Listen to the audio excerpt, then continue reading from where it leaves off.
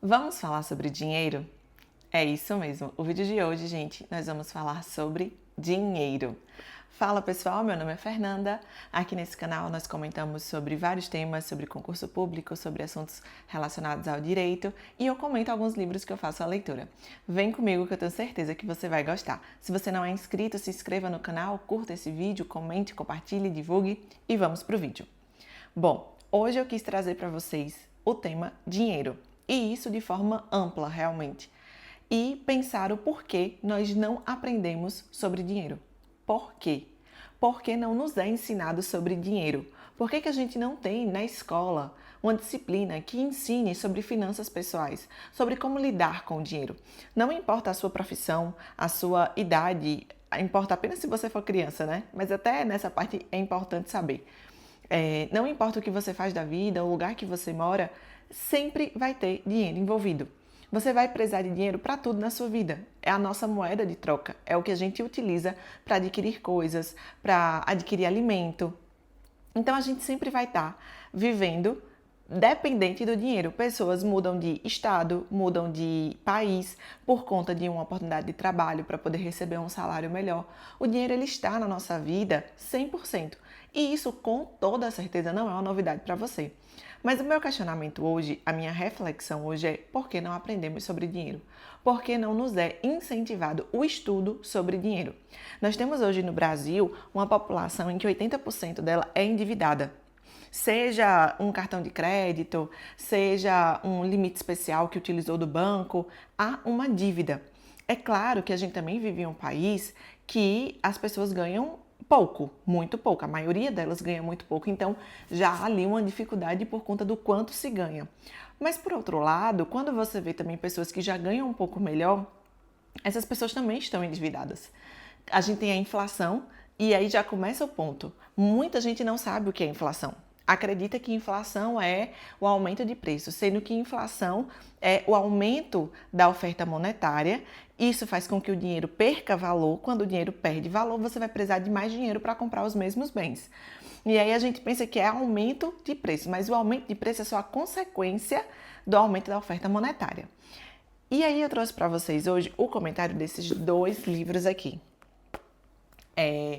Esse aqui, A Psicologia Financeira, eu li já tem um tempo, tenho até um vídeo aqui no canal, eu vou deixar linkado aqui, que é um vídeo que eu falo sobre livros que mudaram a minha vida, e esse é um desses livros, eu já falei um pouco sobre ele. Esse livro é fenomenal, ele traz pra gente o ensinamento de que falar sobre dinheiro, a parte de finanças pessoais, são mais pessoais do que finanças, não são tabelas que vão conseguir explicar a nossa forma de gastar esse dinheiro, porque muitas das nossas decisões de gastar o dinheiro, no que é que a gente vai colocar o dinheiro, são mais relacionadas com emoções do que com a planilha ou com o estudo do quanto deveria ser gasto naquilo dali. Muitas das nossas decisões não têm relação com isso, não tem, a gente não fez a conta efetivamente, a gente só decidiu gastar com aquilo dali, foi lá e gastou. E aí esse livro ele aborda muito esses aspectos, os aspectos emocionais dos gastos, o que é que você faz com o seu dinheiro. Tem um conceito dele que eu gosto muito, que é fortuna é aquilo que não se vê.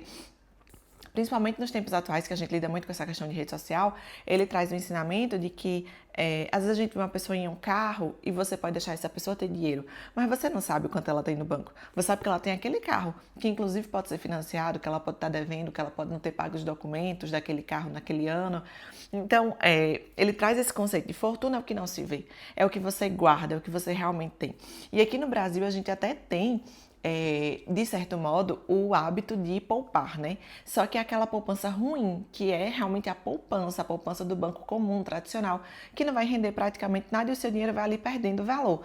Mas a gente não tem o ensinamento, o hábito como país de investir, de entender sobre finanças, de entender sobre juros compostos, de entender que é importante poupar para o futuro, que é importante você ter uma previdência privada, porque a previdência que a gente tem não vai dar conta. Essas questões, na maioria das vezes, a gente está deixando passar. A maioria das pessoas está deixando passar, não, mas eu não vou estudar sobre isso porque é muito complicado. Não é. Já foi, efetivamente, mas hoje não é, porque qualquer banco que você faz uma conta, você pode ter ali uma corretora e fazer o uso de investimentos, seja em ações, fundos imobiliários, renda fixa, o que for, mas o hábito realmente, a cultura de estudar sobre isso, de entender sobre isso. Como é que uma coisa que é tão importante na nossa vida, mas tão importante, inclusive para o exercício da sua profissão, porque você vai exercer uma profissão, provavelmente uma coisa que você gosta, mas também para ganhar dinheiro. E a gente não estuda, a gente não sabe o básico sobre isso, a gente não conhece. E eu não falo isso só no sentido de investimento, mas no sentido das escolhas que a gente faz também com o dinheiro. Tem uma frase muito comum que se fala que é o dinheiro não aceita desaforo. E é verdade. E isso deixa claro que se você não fizer um bom uso desse dinheiro, ele vai embora. Ele com certeza vai embora.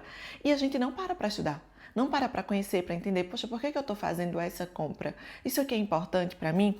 E aí já nesse livro aqui, que é do mesmo autor da Psicologia Financeira, a Arte de Gastar Dinheiro, ele traz muito essas reflexões do porquê você está gastando com o que você está gastando. Eu já gravei um vídeo com alguns insights desse livro, eu vou deixar linkado aqui, que também são muito interessantes. E teve um agora, o mais recente que eu li, do último capítulo, ele fala sobre que o dinheiro não é só sobre você fazer boas escolhas, porque é muito fácil eu chegar para você e dizer faça boas escolhas com seu dinheiro. Você vai dizer, mas o que são boas escolhas?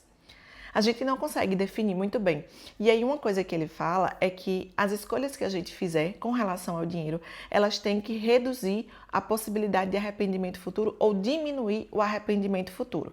Ou seja, existem algumas decisões financeiras que se a gente tomar ela agora, provavelmente no futuro isso vai lhe trazer um arrependimento.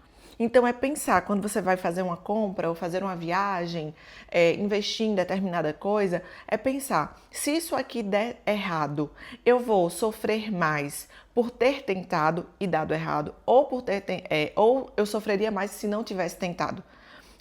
Em qual cenário o meu arrependimento seria maior? Ele dá até o exemplo, o autor dele mesmo, falando que ele tem um bom valor financeiro, um bom dinheiro guardado, investido, e que ele poderia viver com muito mais luxo, embora ele já se diga contente da forma que ele vive. E ele fala muito sobre isso no livro também, sobre esse contentamento, essa satisfação que é preciso ter. No outro vídeo eu falei um pouco mais sobre isso. Aí ele fala que ele poderia, né, fazer mais viagens, ou ter um carro mais caro, ou ter uma casa maior. Mas ele pensa que se algo acontecer com ele, ele vai querer que os filhos e a esposa estejam amparados. Estejam bem amparados, quanto mais amparados, melhor.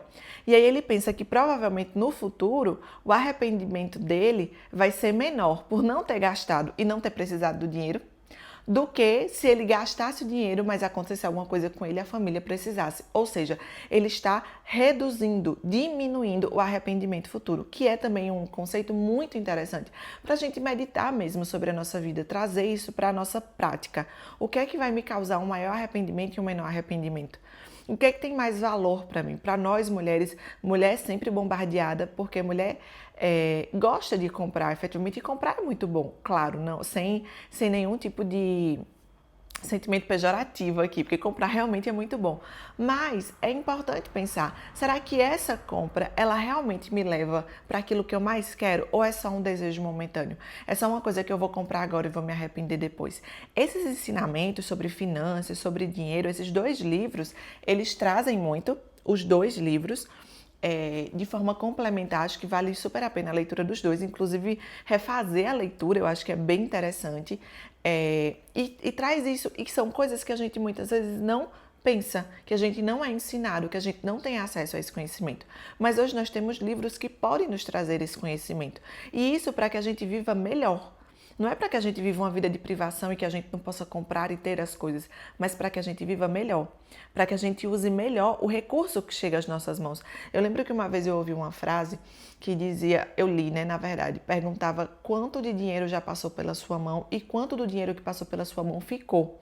E aquilo me marcou. Fiquei pensando sobre isso, assim, existe muita coisa que a gente gasta e que ela é necessária, e não que a gente vá viver só do necessário. Mas existe muita coisa que você fala, poxa, eu não devia ter gastado com isso. Fiz uma compra por impulso, gastei aqui por impulso, fui para algum lugar que eu nem curti tanto, não deveria ter ido, não valeu a pena, não compensou. Isso pode se adequar a várias situações da nossa vida. E é esse pensamento, de pensar, se eu não tivesse feito isso, esse dinheiro teria ficado na minha mão. E esse dinheiro ele vai se multiplicando. E ter uma reserva, pelo menos no meu caso, ter uma reserva chamada de emergência me dá segurança. me dá tranquilidade de saber que se algo acontecer, eu não vou me desesperar, pelo menos se for algo que eu consiga resolver com dinheiro. Ainda que eu não tenha muito dinheiro guardado, o que você tem já lhe traz aquele sentimento de eu tenho alguma coisa. Eu não estou zerada, eu tenho alguma coisa. Então traz uma paz, traz um bem-estar para a gente. Eu acho que esses ensinamentos, principalmente no cenário que a gente vive no Brasil, eles são tão importantes, e muitas vezes a gente ou não se interessa ou não tem o acesso. Ou quando se interessa e acha, realmente eu deveria aprender sobre isso, acha, não, é difícil demais. Não é difícil demais. É possível para todos nós. Então fica aqui para mim não, né? Fica aqui de mim para vocês a dica de leitura, tanto desse livro quanto deste livro. Eu vou deixar os links aqui embaixo. Falar sobre dinheiro é importantíssimo dentro das nossas relações. É importantíssimo para que a gente se entenda o porquê eu quero gastar com isso, por que isso é importante para mim. Isso realmente é importante ou eu estou me deixando levar? Eu estou desperdiçando aqui o tempo que eu tive que investir, que eu tive que me esforçar para ganhar esse dinheiro, e aí eu vou lá e coloco esse dinheiro, logo o esforço do trabalho, em algo que nem é importante. Pensar sobre isso faz diferença. Meditar sobre isso, sobre as escolhas que temos feito, faz muita diferença. Tem outro vídeo aqui no canal que eu falo sobre essa parte de escolhas, vou deixar linkado aqui também. Bom, gente, por hoje foi só. Espero que você tenha gostado, que essa reflexão faça sentido para você. Comenta aqui como você tem gastado o seu dinheiro, se você já teve acesso a esse conhecimento, o que é que você pensa sobre esse tema, e nós nos vemos no próximo vídeo.